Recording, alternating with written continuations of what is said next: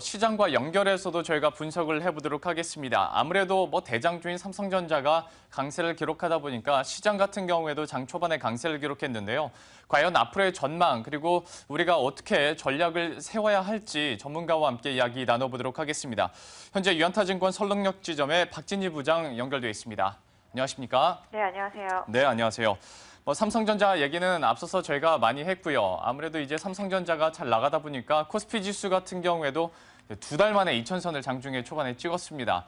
그런데 사실 시장 환경이 급변한 건 아니고요. 그렇다 보니까 완전히 안심할 수도 없을 것 같은데 좀 시장 어떻게 해석하고 계신가요? 네, 시장 상당히 대형주들 흐름만 본다라면은 좋다라고 생각하시는 분들 많을 것 같지만 개인 투자자분들 입장에서 대형주가 없으시다라면 상당히 좀 힘든 구간이 아닌가 보여지고 있습니다. 특히 어제부터 시작을 해서 계속 내수주들이 급락을 먹고 있는 그런 상태죠. 그러다 보니까 시장 분위기도 상당히 안 좋은데 오늘의 지수 상승이 특히 삼성전자 하나의 거의 원톱 플레이라는 점이 상당히 좀 많이 부담이 되고 있습니다. 삼성전자 실적에서 보셨다시피 삼성전자 실질적으로 환율 효과와 반도체에서의 효과를 받지 스마트폰 쪽에서는 효과를 보지 못했습니다. 이런 부분들이 사실 부담인데요. 솔직히 환율 효과로 인해서 수출주들이 3분기 실적이 어느 정도 기대치를 맞출 수 있는 가능성도 높다라고 보여지고 있긴 하지만 실질적으로 지금 환율을 본다면 4분기 실적을 장담할 수 없는 상황입니다. 그러다 보니까 오히려 거꾸로 내수주들이 부각돼야 될 시점에 거꾸로 수출주들이 좀 부각되는 아이러니한 현상이 좀 나타나고 있다는 점이 많이 아쉽고요. 일단 지수 자체는 2,000선에 도착을 해 있는 상태인데 지금 2,000선대를 과감하게 넘어지기 위해서는 뭔가 지금 한 2% 부족하죠.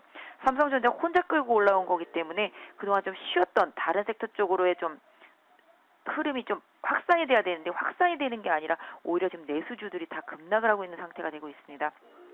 오히려 2,000선대 안착보다는 어느 정도 2,000선에서 1,950을 오르내리는 박스권 정도의 흐름을 좀 예상해 보는 게 맞지 않을까 지금 현재로서는 그렇고요. 오히려 지금 내일 옵션 만기 감안한다라면은 오늘의 변동성 오히려 좀 지수의 2,000대에 다다른 걸로 인해서 삼성전자 효과를 본 종목들 외에 오히려 어제 오늘 급락한 종목들 중에서 실적이 그래도 견조하다라고 판단되는 종목들을 좀 잘 선택해 놓는 그런 전략적인 대응이 오히려 좀 필요하지 않을까 싶습니다. 현재 삼성전자가 5% 이상 급등하고 있는데 코스피 지수가 0.3%밖에 상승하는 걸 본다면 아마 삼성전자가 없는 분들에게는 오히려 하락장처럼 느껴질 수도 있을 것 같은데요. 그런 수급 상황 측면에서도 사실 외국인 우리가 좀 이렇게 돌아왔다고 보기도 그렇고 그렇다고 아주 떠나가고 있다고 보기도 그렇고 좀 애매합니다. 좀 판단을 해주시겠어요? 외국인들은 그냥 관망이라고 보시는 게 맞을 것 같습니다. 아직까지 미국 시장에서의 금리 인상 지연에 대한 기대감이 있습니다만 그 시나리오 아직 확실하지 않고요. 확인을 좀 해야 될 부분들이 10월달에 좀 많이 있습니다.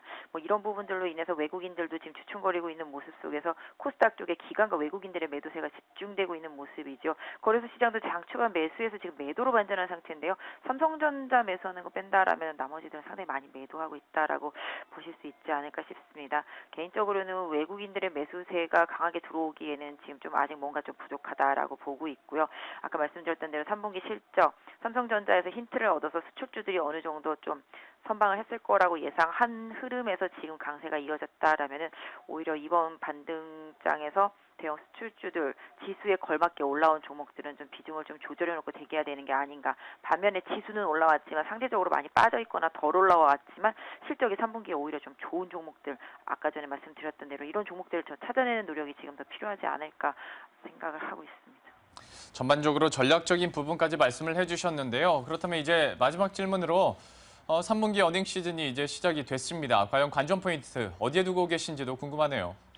네, 10월장은 누가 뭐라 그래도 아마 실적장이라고 실적 시즌이기 때문에 실적에 아마 집중을 할 거라고 보고 있습니다. 해외 시장에서의 바이오 섹터 약세로 인해서 오늘 우리 시장 바이오 제약 섹터 상당히 좀 급락하는 모습 나오고요. 그 외의 모든 내수 종목들이 지금 다 급락하고 있는 상태입니다. 이게 삼성전자 혼자서 올라오면 나머지들을 빼기가 쉽기 때문에 이런 식으로 좀 지수상으로는 눈 가리고 좀 아웅하는 스타일이 좀 많이 나오게 되는데요.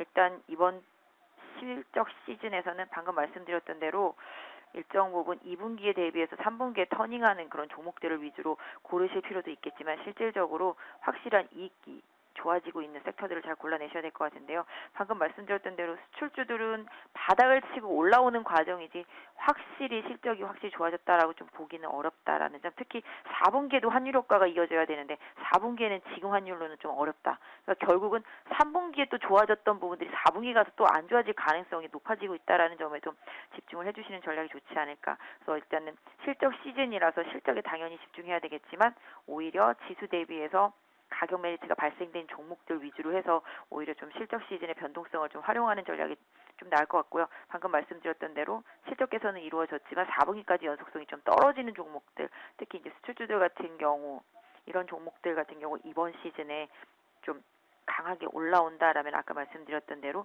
좀 비중을 조절하시는 게 맞지 않을까. 사실 정유주들 최근에 유가가 올라와서 올라온 거지 실적이 좋은 건 사실 아니거든요. 뭐 물론 화학주들은 긍정적인 부분들이 좀 상당히 있습니다만은 정유주들도 그렇고 그 외 대부분의 다른 종목들도 아마 마찬가지가 아닐까. 오히려 자동차 같은 경우도 최근에 환율 효과로 올라왔다가 뭐 이번에 그런 환태평양 경제 그런 구조적인 부분에 의해서 일단 좀 조정을 받았었는데 오히려 환율만 지금보다 조금씩 더 좋아진다면 자동차 쪽이 오히려 바닥에서 좀 터닝하는 흐름들이 좀 나오지 않을까라는 생각을 해보고 있는데요.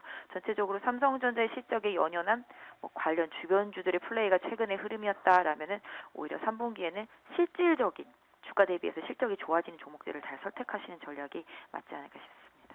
어찌 보면 조금은 아이러니한 것 같습니다. 실적 시즌에서 좀 주가가 많이 떨어져서 가격 메리트가 있는 종목들에 대해서 다시 한번 보자고 말씀을 해주셨고요. 혹시 3분기 실적에 대해서 좋게 나오더라도 이것이 4분기 실적까지도 가시화되는지 한번 또 확인할 필요도 있다고 말씀을 해주셨습니다. 지금까지 유안타증권 설릉역지점의 박진희 부장과 함께 전략 세워봤습니다. 고맙습니다. 네, 감사합니다. 네. 이렇게 해서 삼성전자 실적과 전반적인 시장 전략 세워봤고요. 이어서 현장 플러스 넘어가 보도록 하겠습니다.